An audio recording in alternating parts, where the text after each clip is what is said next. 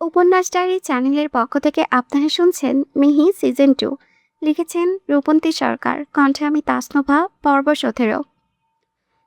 ইয়াসবা ইনায়াকে বিছানায় শুইয়ে রেখে জলদি তৈরি হয়ে নিল। এই মুহূর্তে ওর একটু বাইরে যাওয়া দরকার। মাইন্ড ফ্রেশ না করলে মাথাটা একদম জ্যাম হয়ে যাবে। চারিদিকে যত সব অদ্ভুত চিন্তা আর অতীতের স্মৃতি ওর মাথায় এক নাগাড়ি ঘুরপাক খাচ্ছে। ও আলমারি থেকে নিজের প্রিয় একটা কালো রঙের জামা বের করে নিল পরে। তারপর পুচকে ইয়ানকেও সুন্দর করে রেডি করিয়ে দিল। মা ছেলে মিলে সিঁড়ি বেয়ে নিচে নামলো। নিচে ড্রয়িং রুমে তখন কেউ ছিল না, পুরো ঘরটা নিঝুম। ইয়াসপা ইয়ানকে কোলে নিয়ে বাড়ির বাইরে এসে যেই নিচে গাড়িতে উঠতে যাবে ঠিক তখনই কোনো কিছু না বলে হুড়মুড় করে ডক্টর রোহান ইউভান এসে ওর গাড়ির সামনের সিটে ধপ করে বসে পড়ল। ইউভানের এই আচমকা স্পর্ধা দেখে ইয়াসপা রেগে আগুন হয়ে গেল।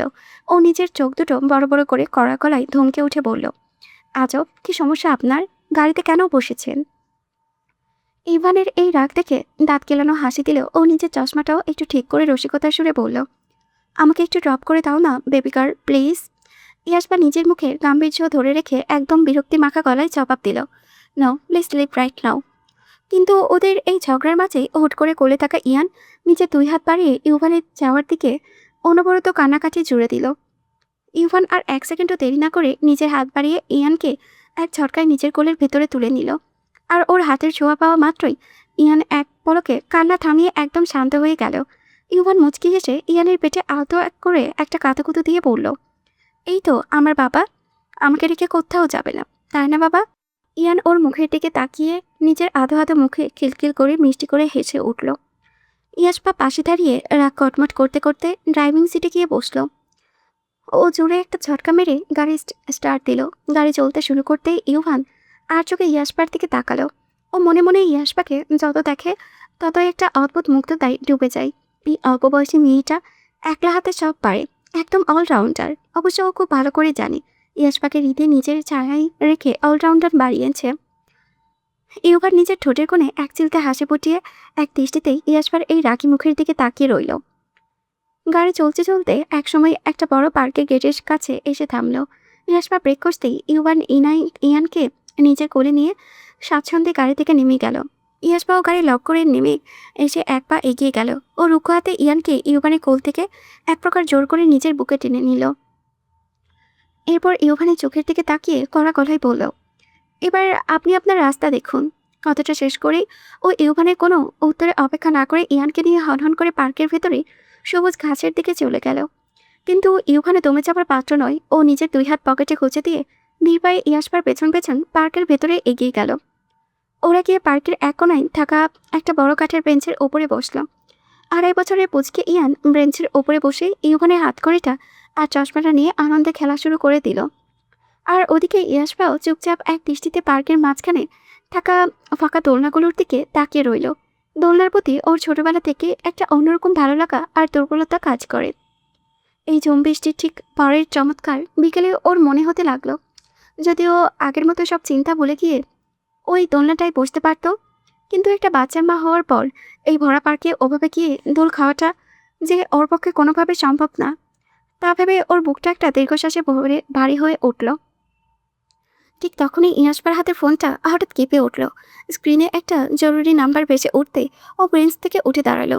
ও ইউভানের দিকে ফিরে গম্ভীর গলায় বলল, বাবুকে একটু দেখে রাখুন, আমি আসছি। ইউভান নিজের চশমাটা ইয়ানের হাত থেকে বাঁচতে বাঁচতে ইয়াসপার দিকে তাকিয়ে মুচকি এসে বলল, আচ্ছা বেবিকার, তুমি যাও, আমি আসছি। ইয়াসপা ফোনের কথা বলতে বলতে হেঁটে পার্কের একদম পেছনের দিকে চলে গেল। পার্কের এই সাইডটা বড় বেশি নিঝুম আর ফাঁকা। ঝোপঝাড়ের কারণে চারিপাশটা কেমন যেন অন্ধকার হয়ে আছে। ঠিক তখনই আচমকা পেছন থেকে কেউ একজন এসে শক্ত করে ওর মুখটা চেপে ধরল। ও কিছু বুঝে ওঠার আগেই হুট করে একটা কালো রঙের মাইক্রোবাস এসে ওর ঠিক সামনে দাঁড়ালো। গাড়ির স্লাইডিং ডোরটা এক ঝটকায় খুলে গেল এবং দুজন লোক মিলে ইয়াসপাকে পাঁচা কোলে করে ভিতরের সিটে তুলে নিল। ইয়াসপা চাইলেই ওখানে চেঁচামেচি করে লোকগুলোকে এক হাত দেখে নিতে পারত, কিন্তু ও কোনো প্রকার ছোটাছুটি বা চিল্লাচিল্লি করল না। ও নিজের শরীরটা একদম ঢিলে করে দিয়ে সেটার ওপরে মাথা এলিয়ে অজ্ঞান হওয়ার নিখুঁত নাটক জুড়ে দিল। ও ঠান্ডা মাথায় চুপ করে বসে বসে নিজের অবুঝা চোখের ফাঁক দিয়ে চারিপাশে পুরো পরিস্থিতি আর লোকগুলোর কথা পর্যবেক্ষণ করতে লাগলো। গাড়ি স্টার্ট দিতেই সামনের সিটে বসা একজন বডিগার্ড পেছনে তাকিয়ে একটু ঘাবড়ে গিয়ে বলল, কিরে, ম্যাম কি অজ্ঞান হয়ে গেল নাকি? ক্লোরোফর্ম তো বেশি দেই নাই। এত জলদি অজ্ঞান হয়ে যাওয়ার কথা না। ড্রাইভিং সিটে থাকা আরেকজন লোক ভয় পাওয়া গলায় স্টিয়ারিং ঘোরাতে ঘোরাতে বলল, আল্লাহ রে, ওনার যদি সত্যি কিছু হয়ে যায় তবে স্যার আমাদের মায়ের বুকে পাঠিয়ে দেবে। যাকে এত কথা না বলে গাড়ি জোরে চালা। আগে গোডাউনে যাই, তারপর বাকিটা দেখতেছি। পেছনের সিটে মটকা মেরে পড়ে থাকা ইয়াসপা চুপ করে ওনাদের প্রতিটা কথা নিজের কান খাড়া করে শুনতে লাগলো। ওর মনের ভিতরে তখন তীব্র কৌতূহলের একটা মস্ত বড় প্রশ্ন জাগলো। এই লোকগুলো উপরে থাকা স্যার ক্যারেক্টারটা আসলে কে? কিছুক্ষণ এক নাগাড়ি গাড়ি চলার পর ওটা এসে একটা বিশাল বড় গোডাউনের সামনে থামলো। লোকগুলো ইয়াসপাকে গাড়ি থেকে নামালো। ইয়াসপা ভেবেছিল গোডাউন মানেই হয়তো নোংরা বা অন্ধকার হবে, কিন্তু ও অবাক হয়ে টের পেল এই গোডাউনটা বিশাল বড় হলেও চারিদিকে ঝলমলে আলো চলছে এবং চারপাশটা একদম পরিষ্কার পরিচ্ছন্ন। ভেতরে ঢোকার আগে একজন লোক সাবধানে ইয়াসপার চোখ দুটো একটা নরম কাপড় দিয়ে বেঁধে দিল। এরপর ওনাদের টিমেরই দুজন মাঝবয়সী মহিলা এসে ইয়াসপাকে হাত ধরে ভেতরে নিয়ে গেল এবং একটা আরামদায়ক কুশনওয়ালা চেয়ারে বসিয়ে দিল। ইয়াসপা তখনও মনে মনে অজ্ঞান হওয়ার নাটকটা চালিয়ে যাচ্ছে। ও বসা অবস্থায় মনে মনে চরম অবাক হলো, কারণ এতক্ষণ হয়ে গেল অথচ এই কিডন্যাপাররা এখনো ওর হাত পা দড়ি দিয়ে বাঁধল না। এরা আবার কেমন বোকাসুদা আর আনারি কিসিমের কিডন্যাপার রে বাবা। ইয়াসপা নিচের মনের ভেতরে এক চিলতে ঠোঁট বাগিয়ে হেসে হেসে গাড়ি দিয়ে বলল, আশরাফুল বোকাসুদা, একটা বোকাসুদা। কি লিখছে? কিডন্যাপারটা করতে পারে না বলে কিডন্যাপার হয়েছে বালের। ঠিক তখনই ইয়াসপা ঠিক সামনে দাঁড়িয়ে থাকা বডিগার্ডটার ফোনে হঠাৎ সশব্দে কেঁপে উঠল। স্ক্রিনে একটা নাম ভেসে উঠতেই লোকটা ঝটপট কলটা রিসিভ করে একদম সোজা হয়ে দাঁড়িয়ে বড্ড বিনীত গলায় বলল, স্যার, ম্যামকে একদম সুরক্ষিতভাবে নিয়ে এসেছি, কিন্তু একটা কথা ছিল স্যার। ম্যাম তো হুট করে রাস্তায় অজ্ঞান হয়ে গেছে। এখন আমরা কি করবো ওনাকে নিয়ে? ফোনের ওপাশ থেকে তখন লোকটা গম্ভীর আর পুরুষালী কণ্ঠে এক চিলতে মলিন হেসে বলে উঠল, ও অজ্ঞান হয়ে পড়ে আছে, তাই তোরা এখন আস্ত আছিস। এই জন্য উপরওয়ালার কাছে শুক্রিয়া আদায় কর, না হলে ওই যে গন্ডি বেটি এতক্ষণে তোদের সবাইকে পিটিয়ে মামার বাড়ি থেকে এক চক্কর ঘুরিয়ে নিয়ে আসতো। লোকটা নিচের কপাল বেয়ে ঝরে পড়া খামটা মুছে আমতা আমতা করে জিজ্ঞেস করলো, বস, আপনি কি আজকে এখানে আসবেন? ফোনের ওপাশের মানুষটি চেয়ারে নিজের একটু হেলান দিয়ে বসলো। নেশা চড়ানো আর গভীর কণ্ঠে পিছপিছিয়ে বলল, চুমু খেতে ইচ্ছে করছে, যাচ্ছি তাহলে আমি ওখানেই। তোরা ওকে একদম সাবধানে দেখে শুনে রাখ, আর খবরদার ওর হাত পা বলেও বাঁধিস না, ব্যথা পাবে ও। বডিগার্ডের লোকটা সমীহ করে বলল, ওকে স্যার, আপনি যা বলবেন। ইয়াসপা চেয়ারে স্থির হয়ে বসে থাকলেও ওপাশে লোকটার গলার আওয়াজ বা কথাগুলো ও এক ফোঁটাও শুনতে পাচ্ছিল না। কিন্তু ওর ঠিক পাশে দাঁড়িয়ে থাকা এই বডিগার্ড লোকটার প্রতিটি সংলাপ ও এক এক করে নিজের মাথায় গেঁথিয়ে নিয়েছিল। ও নিজের শ্বাসকষ্ট আর রাগ সামলাতে চেপে রেখে ঘাপটি পরে মেনে পড়ে রইল। ও দেখতে চায়, শুনতে চায় এই পুরো নাটকটার আড়ালে থাকা আসল মাস্টার মাইন্ড মাথাটা আসলে কে। প্রায় 30 মিনিট ধরে ইয়াসপা চেয়ারে একদম মাটকা মেরে পড়ে রইল। ও মনে মনে বুঝতে পারছে না ওর ফোনটার আসলে কি হয়েছে। ফোনটা কি পার্কের পেছনে ধস্তাধস্তির সময় রাস্তায় পড়ে গেছে, নাকি আনারি বডিগার্ডগুলো কাছে আসে, সেটাও নিশ্চিত হতে পারছে না। এক নাগারে এইভাবে চোখ বুজে সোজা হয়ে বসে থাকতে থাকতে ওর পিঠ আর কোমর ব্যথা হয়ে গেল। ওর ধৈর্যের বাঁধ যখন প্রায় ভেঙে এসেছিল ঠিক তখনই বাইরে একটা গাড়ির ব্রেক কষার তীক্ষ্ণ শব্দ হলো। পর মুহূর্তে একজন বডিগার্ড ফিসফিসিয়ে বলল, এই বস চলে এসেছে, চল সবাই বাইরে চল। কথাটা বলা মাত্রই ভেতরে থাকা বাকি লোকগুলো 1 সেকেন্ডের বাইরে চলে গেল। পুরো বিশাল গোডাউনটায় হুট করে একটা থমথমে নিস্তব্ধতা নেমে এলো। ঠিক তার কয়েক সেকেন্ড পরেই ইয়াসমার মনে হলো দরজার ওপাশ থেকে কেউ একজন অত্যন্ত ভারী পায়ে ঘরের ভেতরে প্রবেশ করলো। লোকটা 5 মিনিট ছোঁয়াতেই পুরো ঘরের বাতাস যেন এক নিমিষে বদলে গেল। ইয়াসপার খাড়া নাকে এসে ধাক্কা দিল একটা তীব্র, অদ্ভুত আর মাদকতাময় ভরা পুরুষালী পারফিউমের সুবাস। গন্ধটা নাকে যাওয়া মাত্রই ইয়াসপার মনে হতে লাগলো ওর চারিপাশে এক নেশাক্ত প্রহর শুরু হয়েছে। এখন নিজেকে মাতাল মাতাল আর অবশ লাগছে। লোকটা একদম নিঃশব্দে হেঁটে ওর কাছে চলে এলো। ইয়াসপা চোখ বন্ধ করে থাকলেও ও স্পষ্ট টের পাচ্ছিল লোকটার এই চেনা উপস্থিতি ওর ঠিক কতটা কাছাকাছি দাঁড়িয়ে আছে। লোকটা ওর একদম গা ঘেঁষে চোখে পড়ল। তারপর কোনো ভূমিকা ছাড়াই ইয়াসপার পেটের ওপরে নিজের ঠোঁট দুটো চেপে ধরে গভীর একটা চুমুক খেলো। পেটের ওপরে ওই চেনা উষ্ণ ছোঁয়া পেতেই ইয়াসপার পুরো শরীর শিউরে উঠল। ও সামান্য নড়ে চড়ে বসলো। ও একদম নিশ্চিত হয়ে গেল যে ওর সামনে দাঁড়িয়ে থাকা এই ছায়াটাকে। ঋষভ ওভাবেই ঝুঁকে থাকা অবস্থায় মুখটা সামান্য উপরে তুলে ইয়াসপার কানের লতিতে কাছে নিচে গরম নিঃশ্বাস পেল। ও বরফ শীতল কণ্ঠে ফিসফিসিয়ে বলল, আমি পছন্দের জিনিস নিচে করি না, বরং যা আমার অপছন্দ তা আমি আমার করি, যাতে সেটাই প্রতি আমার কোনো দুর্বলতা কাজ না করে। অথচ সেই অপছন্দের জিনিস ও সর্বশেষে আমার দুর্বলতা হয়ে গেল। ইয়াসপা নিচে তাতে দাঁত চেপে পাথরের মতো শক্ত হয়ে বসে রইল। মুখ দিয়ে একটা টু শব্দ পর্যন্ত করল না। ও শুনতে চাইল এই নিষ্ঠুর লোকটার মনের ভিতরে আরও কি জঘন্য অহংকার লুকিয়ে আছে। ঋষভও এই নীরবতা দেখে নিজের ঠোঁটের কোণে এক চিলতে পৈশাচিক হাসি ফুটিয়ে তুলল। ও আবার মুখটা আরও কিছুটা নামিয়ে সোজা ইয়াসপার গলার নরম ভাঁজে নিজের ঠোঁট দুটো শক্ত করে চেপে ধরল।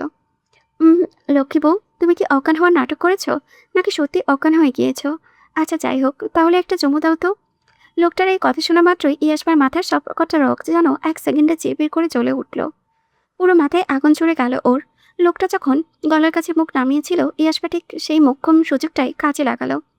ও চোখের পলকে নিজের ডান হাতটা মুষ্টিবদ্ধ করে পুরো শরীরের সমস্ত শক্তি এক জায়গায় এনে সজোরে একটা ঘুষি মেরে দিল সরাসরি লোকটার থুতনি বরাবর। লোকটা এই আচমকা অ্যাটাকের জন্য বিন্দুমাত্র প্রস্তুত ছিল না। ও নিজের থুতনিতে ওই ঘুষিটা খাওয়া মাত্রই তাল সামলাতে না পেরে একটা ধাক্কায় ছিটকে গেল। এরপর নিজে নিজেই গম্ভীর গলায় বলে উঠল, বউটা ভালো না, ঘুষি মেরেছে আমার নাকে। ইয়াসপা নিজের চোখের উপরে বাঁধা কালো কাপড়টা একটা ঝটকায় খুলে ফেলল। এক মুহূর্ত সেখানে দাঁড়িয়ে সময় নষ্ট করলো না। পুরো শরীর রাগে কাঁপছে ওর। চারিদিকে একবার চোখ বুলিয়েই অহনন করে বিশাল গোডাউনের সদর দরজার দিকে এগিয়ে গেল এবং এক প্রকার দৌড়ে সেখান থেকে বেরিয়ে গেল। ভেতরে থাকা বডিগার্ডরা যখন দেখলো ইয়াসপা এইভাবেই বেরিয়ে যাচ্ছে, তখন ওরা কিছুটা ঘাবড়ে গেল। ওরা ওকে আটকাতে পেছনে পেছনে ছুটে যেতে উদ্যত হতেই ঠিক তখনই গোডাউনের মেঝে থেকে উঠে দাঁড়িয়ে একটা হুঙ্কার দিয়ে উঠল ঋষভ। কড়া কণ্ঠে গর্জে উঠল সে, যেতে দাও ওকে, খবরদার কেউ ওর পিছু নেবে না। ঋষভের কথা শুনে বডিগার্ডরা সেখানেই পাথরের মতো থমকে দাঁড়িয়ে গেল। ঠিক তখনই টিমের মেইন গার্ডটা ধীর পায়ে ঋষভের কাছে এগিয়ে এলো। ওর মুখের দিকে তাকাতেই দেখলো চোখের এক কোণ ফেটে টপটপ করে রক্ত গড়িয়ে পড়েছে। অবাক আর চিন্তিত গলায় সে বলল, স্যার আপনার তো ঠোঁট কেটে রক্ত বের হচ্ছে, কিন্তু কিভাবে হলো এটা? এখানে তো কোনো শত্রু ঢোকেনি। ঋষভ নিজের বুড়ো আঙুল দিয়ে ঠোঁটের কোণে রক্তটা আলতো করে মুছে ফেলল। চোখ দুটো তখনও রাগে জলজল করেছে।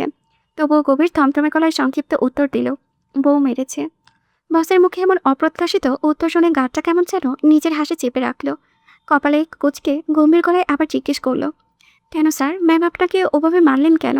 ঋষভ নিজের শার্টের কলারটা ঠিক করতে করতে স্বাভাবিক ভঙ্গিতে বলল, চুমু খেয়েছি তাই। ঠিক তখনই হৃদের সিকিউরিটি টিমের একজন পুরনো এবং বিশ্বস্ত গার্ড একটু এগিয়ে এসে ইতস্তত করে বলল, আচ্ছা স্যার, ম্যামকে মাঝ রাস্তা থেকে এভাবে হঠাৎ কিডন্যাপ করার আসল কারণটা কি? আমি ঠিক বুঝতে পারছি না। ওর কথা শেষ হতেই পাশে দাঁড়িয়ে থাকা আরেকজন সিনিয়র গার্ড ওকে থামিয়ে দিয়ে বলল, আরে তুই বুঝিস না কেন? ম্যামের ইয়াররিং চাচা সকাল থেকে ম্যামের ওপরে নজর রাখছিল। পার্কে ম্যাম যখন একা রাস্তা ফাঁকা জায়গায় গিয়ে ফোনে কথা বলছিল, তখন ঝোপের আড়াল থেকে একটা স্নাইপার বন্দুক ম্যামের বুক বরাবর তাক করা ছিল। ম্যামের ওপর আক্রমণ করার ঠিক আগের মুহূর্তেই বস আমাদের ইশারা করে, তোর ম্যামের চাচা একটু বেশি কেয়ারিং দেখাচ্ছিল, তাই উঠিয়ে নিয়ে এসেছি ম্যামকে। ঋষভ নিজের পকেট থেকে রুমালটা বের করে ঠোঁটের কোণে রক্তটুকু পরিষ্কার করেছিল। ও ওখান থেকেই একটা বডিগার্ডের দিকে তাকিয়ে গম্ভীর আর ভারী গলায় জিজ্ঞেস করলো, পার্কে মুগ্ধের বাচ্চাটা এখন কার কাছে আছে? গার্ডটা একটা সেকেন্ডে একদম সোজা হয়ে দাঁড়িয়ে জবাব দিল, স্যার ডক্টর ইউবান ছোট বাবুকে নিয়ে ধরে পার্কের মেইন সিকিউরিটি জোনে বসে আছে। সব কিছু একদম ঠিকঠাক আছে। ঋষভ নিজের কপালটা সামান্য কুচকে হঠাৎ একটা ঝাড়খাই দাঁড়িয়ে বলল। ওর চোখ দুটো রাগে চিকচিক করে উঠল। ও নিজের কপালে হাতটাকে অস্থির গলায় বলল, ও শিট, একটা মস্ত বড় মিস্টেক হয়ে গিয়েছে। মুগ্ধর বাচ্চাকেও সাথে করে নিয়ে আসতে হতো। ওকে ওই বেগুনের বাচ্চার কাছে রাখা একদম ঠিক হয়নি। মেইন কার্ডটা বসের এই হঠাৎ টেনশন দেখে বুঝিয়ে বলল, স্যার তখন আমাদের হাতে সময় কম ছিল। শত্রুরা ম্যামকে টার্গেট করাই ওনাকে ওখান থেকে সরানোর বেশি জরুরি ছিল। সেই তাড়াহুড়োতেই আমরা মুগ্ধের ওই বাচ্চাটাকে সাথে করে আনতে পারিনি। বাট আপনি একদম টেনশন করবেন না স্যার, ডক্টর ইউবান আর বাবু দুজনে ওই জোনে একদম নিরাপদ আছে।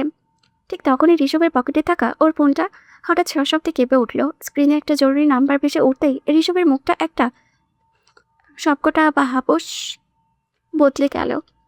ও আর একটা সেকেন্ডও ওখানে দাঁড়িয়ে বডিগার্ডের সাথে কথা বাড়ালো না। গম্ভীর মুখে কলটা রিসিভ করে ওখান থেকে হনহনিয়ে বের হয়ে করিডোর দিয়ে নিচের গাড়ির উদ্দেশ্যে চলে গেল। এইদিকে গোডাউন থেকে কোনো মতে বেরিয়ে ইয়াসপার পার্কের সদর গেটের সামনে এসে দাঁড়ালো। দূর থেকে দেখতে পেল ইয়ানকে কোলে নিয়ে হন্তদন্ত হয়ে চারিদিকে ওকে খুঁজে বেড়াচ্ছে। ইউবানের জন্য অন্য হাতে ইয়াসপার সেই হারিয়ে যাওয়া ফোনটা ইয়াশপাকে গেটের সামনে দেখা মাত্রই ইউভান একচুটি ওর কাছে চলে এলো। ও হাঁপাতে হাঁপাতে অস্থির গলায় জিজ্ঞেস করলো, এই মেয়ে, কোথায় চলে গিয়েছিলে তুমি একা একা? এভাবে কেউ না বলে উধাও হয়ে যায়। ইয়াশপার হাত পা তখনও কাঁপছিল। ও নিজের ভিতরে অস্থিরতা কোনো মতেও চেপে রেখে ক্লান্ত সুরে বলল, বাড়ি যাব, দিন, আমার ফোনটা দিন।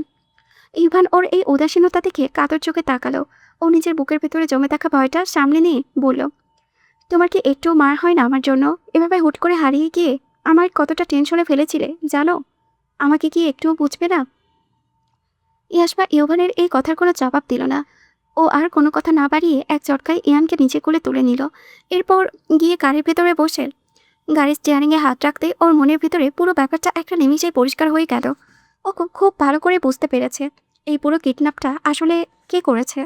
কিন্তু ওর মনে একটাই তীব্র ক্ষোভ আর জেদ কাজ করতে লাগলো। এই বেয়াদব লোকটা নিজের সামনে আসছে না কেন? কেন আড়াল থেকে ওভাবে নোংরা খেলা দেখাচ্ছে? ইয়াসপা নিজের ঠোঁট দুটো শক্ত করে চেপে নিজের মনের ভেতরে ঠান্ডা মাথায় একটা মোক্ষম প্ল্যান বানিয়ে নিল। এবার ও নিজে ওই সিংহকে খাঁচা থেকে বের করে আনবেই। ইউভানও এসে গাড়ির সামনের সিটটাই বসল। ওর চোখে মুখে একদম শুকিয়ে কাঠ হয়ে গিয়েছে। ও যে কি ভয়ঙ্কর টেনশনের মধ্যে দিয়ে গিয়েছে তা কেবল ওই জানে। পুরো পার্ক ও ইয়াসপাকে হন্য করে খুঁজেছে, কিন্তু কোথাও ওর কোনো চিহ্ন পায়নি। তার ওপরে আজকে কেন জানি হঠাৎ করে পার্কে কোনো মানুষের ভিড় ছিল না। হাতে গোনা মাত্র 2-1 গার্ড টাইপের লোক অলসভাবে চারিদিকে ঘোরাঘুরি করছিল। ইয়ানকে কোলে নিয়ে ওই একা পার্কে বেশি দূরে গিয়ে খোঁজাখুঁজি করাও ওর পক্ষে সম্ভব ছিল না, কারণ ইয়াসপা যাওয়ার পর থেকেই ইয়ান অনেক বেশি কান্নাকাটি জোরে দিয়েছিল। ইয়াসপার কোলে ইয়ানের দিকে তাকালেও বাচ্চাটার ভেজা চোখ দুটো আলাদা করে মুছে দিয়ে মায়া মাখা গলায় বলল, কি হয়েছে মা? এই তো মা এসে গিয়েছে, তাহলে কান্না কেন করছো তুমি? হ্যাঁ? ইয়ান এতক্ষণ পর নিজের মাকে ফিরে পেয়ে ওর জামার কলারটা শক্ত করে খামচে ধরল। তারপর নিজের আধো আধো গলায় অবুযোগ্য ভাষায় হাত পা নেড়ে মাকে ইউভানের বিরুদ্ধে নালিশ দিতে লাগলো যে শয়তান ডাক্তার ওকে এতক্ষণ ধরে কোলে নিয়ে ঘুরিয়েছে।